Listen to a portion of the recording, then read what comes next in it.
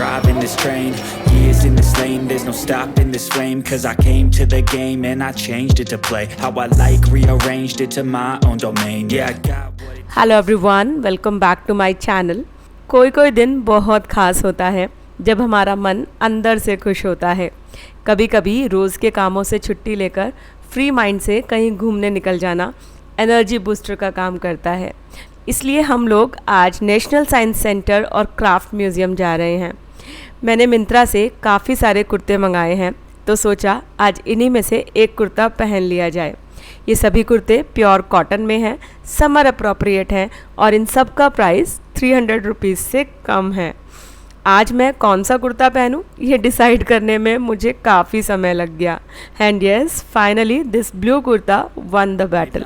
Mistakes, taking shots, skipping breaks, feeling lost, feeling great. बाहर जाने से पहले 3 काम मैं ज़रूर करती हूँ। सबसे पहला, ऑयल फ्री सनस्क्रीन लगाती हूँ जिससे मेरी स्किन को यूवी प्रोटेक्शन मिल सके। दूसरा, रियल ज्वेलरी की जगह आर्टिफिशियल ज्वेलरी पहनती हूँ क्योंकि बाहर जाते वक्त मैं कोई रिस्क नहीं लेना चाहती। और तीसरा, सन ग्लासेस ज़रूर साथ रखती हूँ। धूप से तो प्रोटेक्शन मिलता ही है, साथ ही साथ स्टाइलिश भी लगता है। Never changed, all the squad here to play. And I've got some national science centre के नियरेस्ट मेट्रो स्टेशन है सुप्रीम कोर्ट मेट्रो स्टेशन, जिसको हम पहले प्रगति मैदान मेट्रो स्टेशन भी कहते थे। साइंस सेंटर ऑल 7 डेज सुबह 10 बजे से शाम के 5:30 बजे तक ओपन रहता है।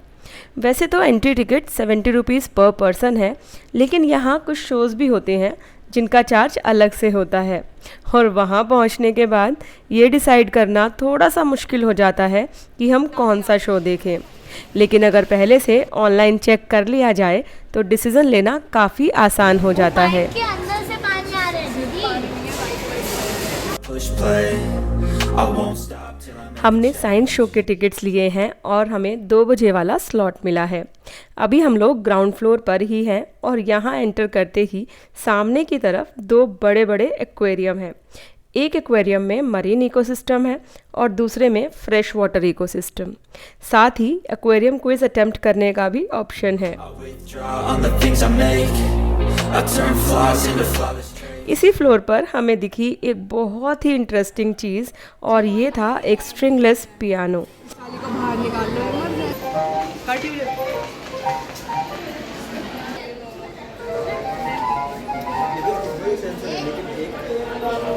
इस पियानो में कोई भी स्ट्रिंग नहीं था और बच्चों को ये स्ट्रिंगलेस पियानो बजाने में बहुत मज़ा आया। I build tall, never capped in space. इसके बाद ये वाटर सेक्शन था और ये काफ़ी इन्फॉर्मेटिव था, लेकिन क्योंकि यहाँ करने के लिए बहुत ज़्यादा एक्टिविटीज़ नहीं थी, इसलिए यहाँ पर बच्चों को मज़ा नहीं आया और हमने यहाँ बहुत ज़्यादा टाइम स्पेंड नहीं किया।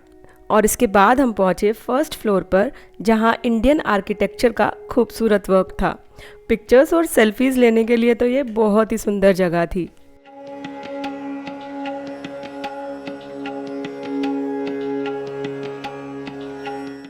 हज़ारों साल पहले इंसान कैसे रहते थे, क्या क्या टूल्स यूज़ करते थे, कैसी ज्वेलरी पहनते थे, उसकी भी एक झलक यहाँ देखने को मिली। जिन चीज़ों के बारे में बच्चे किताबों में पढ़ते हैं वो यहाँ साक्षात देखने को मिली।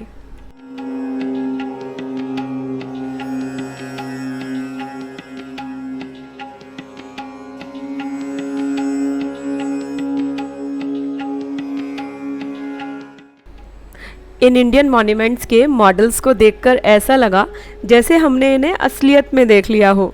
आगे चलने पर बहुत सारे म्यूज़िकल इंस्ट्रूमेंट्स रखे हुए थे and the interesting part was this touch screen.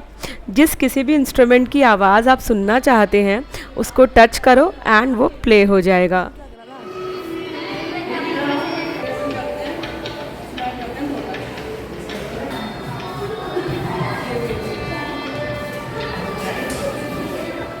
इसके बाद सेकंड फ्लोर पर ह्यूमन बॉडी से रिलेटेड मॉडल्स और एक्टिविटीज़ थी। हमारी बॉडी किस तरीके से काम करती है ये फ़न एक्टिविटीज़ के ज़रिए बहुत ही आसानी से समझाया गया था।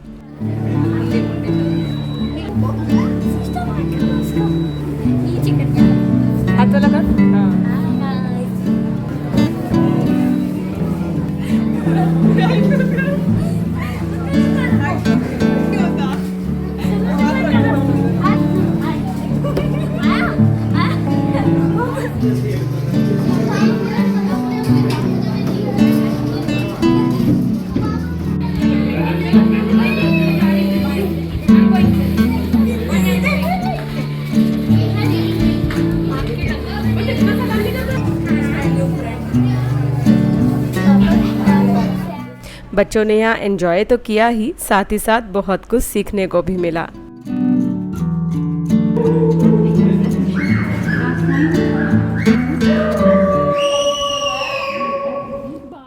इस सेक्शन में डायनासोर्स के काफ़ी बड़े बड़े वर्किंग मॉडल्स थे जो काफ़ी रियलिस्टिक थे, लेकिन यहाँ लाइट बहुत कम थी, इसलिए मेरे कैमरे में ज़्यादा क्लियर वीडियो नहीं बन पाया।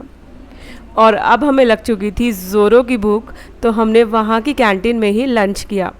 ऐसी जगह पर मैं बहुत अच्छी क्वालिटी तो एक्सपेक्ट नहीं करती हूँ, लेकिन हाँ, एक एवरेज क्वालिटी का खाना तो था ही, और पेट भरने के लिए इतना काफ़ी था।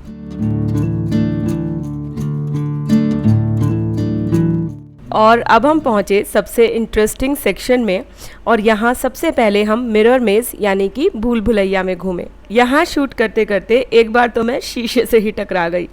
मल्टीपल इमेजेस का कॉन्सेप्ट शायद किताब में पढ़कर एक बार में समझ ना आए, लेकिन इस एक्टिविटी को करने के बाद अच्छी तरीके से समझ आ जाता है।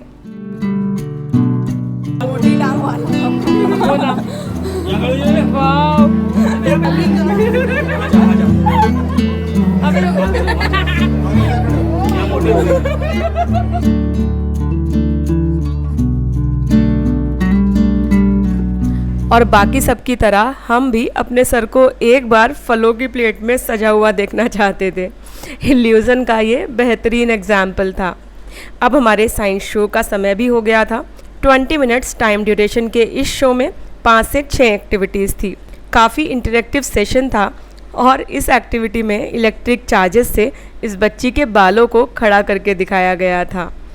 20 रुपीज़ में ये एकदम ही पैसा वसूल शो था। इस फ्लोर पर बहुत सारी साइंस एक्टिविटीज़ थी, और इन्हें देखकर मुझे पुराने दिन याद आ गए, और मेरे अंदर का साइंस टीचर खुद को रोक नहीं पा रहा था। और रिज़ल्ट ये हुआ कि मैं थोड़ी देर के लिए ही सही, लेकिन लोगों की गाइड बन गई। खैर, मज़ा तो बहुत आया।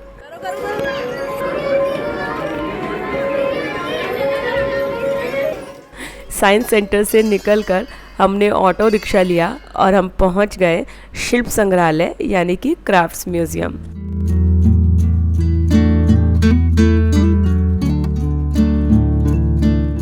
मेरे जैसे आर्ट लविंग लोगों के लिए craft museum must visit place है। इंडियन आर्ट एंड क्राफ्ट के बेमिसाल नमूने यहाँ देखने को मिले। ये मधुबनी आर्ट है या फिर मिथिला पेंटिंग, ये तो मुझे ठीक से समझ नहीं आया, क्योंकि दोनों ही मिलती जुलती होती हैं, लेकिन ये जो भी आर्ट वर्क है बहुत खूबसूरत है। ये हैंडलूम वाला सेक्शन है, और यहाँ पहुँचकर एक बार फिर मैं साइंस टीचर बन गई। वीविंग से कपड़ा कैसे बनता है ये मैं मंत्र को बता रही थी। क्लास में जब बच्चों को वीविंग के बारे में बताते हैं तो उन्हें ठीक से समझ नहीं आता कि थ्रेड के 2 सेट्स कैसे चलते हैं, लेकिन ये हैंडलूम देखकर मंत्र को थोड़ा बहुत याद ज़रूर रहेगा, और किताब में लिखी बातें समझने में उसे आसानी होगी। अलग अलग राज्यों के कारीगरों द्वारा बनाई गई ये साड़ियाँ देखकर मन नहीं भरा था कि ये गुजरात की एम्ब्रॉयडरी आंखों पर छा गई। सब एक से बढ़कर एक, बहुत ही खूबसूरत। यहाँ लकड़ी पर नक्काशीदार काम देखकर मुझे अपने मायके के पुराने गली मोहल्लों की याद आ गई। वहाँ भी पुराने घरों में इसी तरीके के छज्जे, दरवाजे और खिड़कियाँ होती थी। ऐसी लकड़ी की कुर्सियाँ और संदूक तो हमारे यहाँ भी थे।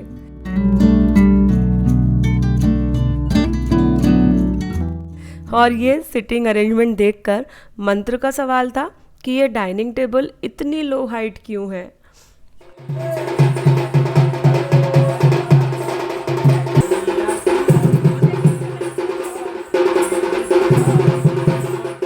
बाहर जाने के बाद सारी फिक्र, चिंता, परेशानी भूलकर मैं ज़िंदगी का भरपूर मज़ा लेती हूँ। परेशानियों का क्या, वो तो आती जाती रहती है। उनके लिए खुशी के पलों को गंवा देना समझदारी नहीं है। कहाँ? क्राफ्ट म्यूज़ियम के अंदर छोटा सा एक मार्केट था और यहाँ हाथ से बनी साड़ियाँ, लकड़ी का सामान, पेपर मशीन से बनी खूबसूरत चीज़ें और टेराकोटा की छोटी छोटी मूर्तियाँ मिल रही थी। टेराकोटा की शॉप पर बच्चों का पॉटरी करने का दिल किया और मेरे जैसी आर्ट लविंग माँ बच्चों को ऐसे एक्सपीरियंसेस के लिए कभी मना नहीं करेगी। वैसे भी मुझे लगता है कि चीज़ें खरीदने से ज़्यादा हमें एक्सपीरियंसेस में इन्वेस्ट करना चाहिए, क्योंकि एक्सपीरियंस ज़्यादा लॉन्ग लास्टिंग होता है।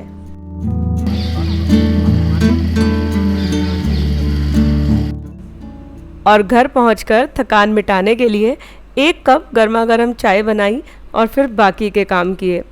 आपको इस व्लॉग का सबसे अच्छा पार्ट कौन सा लगा कमेंट सेक्शन में ज़रूर बताइएगा। इस वीडियो को लाइक कीजिएगा और मेरे साथ जुड़े रहने के लिए मेरे चैनल को सब्सक्राइब कीजिएगा। Thank you for watching. मिलते हैं नेक्स्ट वीडियो में एंड बाय बाय।